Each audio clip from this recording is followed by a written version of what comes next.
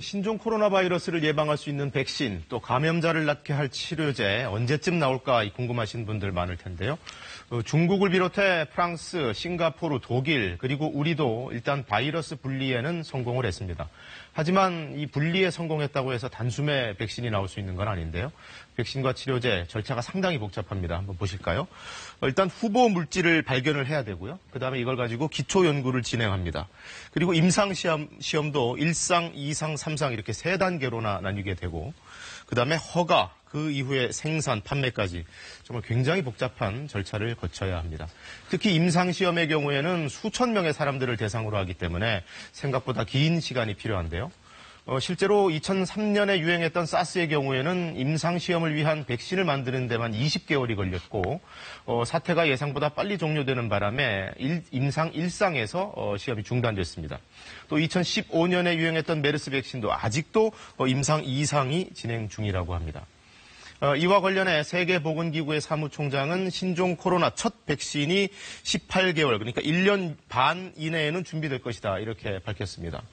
또 WHO는 이 바이러스의 공식 명칭을 COVID-19, 그러니까 코비드-19 정도가 될 것 같은데요. 이렇게 정했습니다. 이 뜻은 CO 같은 경우에는 코로나에서 따온 얘기고 또 VR은 바이러스를 의미합니다. 그리고 D는 디지즈, 질환에서 나온 단어입니다.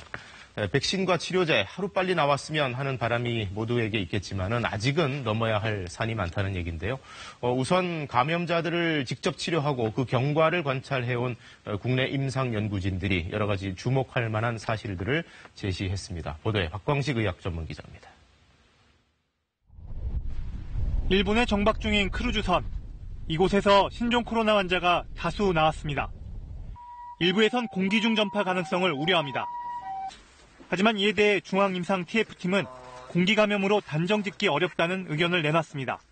모든 호흡기 감염증이 있으면 공기 감염이 되느냐 안 되느냐는 논란이 있었고 신종 코로나 바이러스가 공기 감염이 거의 대부분 되지 않은 것 같은데 반복적으로 노출되고 또 고밀도로 노출되는 게 중요하기 때문에 호흡기 감염병은 미세 침방울, 이른바 비말 전파와 공기 전파로 나뉩니다. 오염된 침방울은 상대적으로 무거워 환자로부터 2m 이상 떨어진 곳까지 전파되는 일은 거의 없습니다. 반면 공기 전파는 바이러스가 떠다니면서 먼 거리까지 병원체를 옮길 수 있습니다. 현재까지 공기 전파 가능성이 인정된 질병은 홍역, 결핵, 두창, 수두 4가지 정도입니다. 공기 중 전파보다는 접촉에 의한 전파를 조심해야 합니다. 침방울이 묻은 물건 등을 통해서 간접 접촉으로 여러 사람을 전염시킬 수 있습니다. 방역당국도 일본 크루즈선의 경우 접촉을 통한 감염이 많이 일어났을 것으로 추정했습니다. 호흡기 분비물들이 공용시설이나 이런 공간을 통해서 오염이 됐다고 하면 그런 접촉을 통해서도 감염이 일어날 수 있기 때문에 그 상황만 가지고 공기 전파가 있었다라고 보기에는 제한적이다. 가능성은 좀 낮다. 또한 현재 여러 환자를 치료한 결과 젊고 건강한 사람은 저절로 좋아지는 경우도 있다고 밝혔습니다. 반면 만성질환자나 고령 환자들은 중증으로 갈 우려가 높기 때문에 항바이러스제 치료를 권장하는 방향으로 지침을 만들 예정입니다. KBS 뉴스 박광식입니다.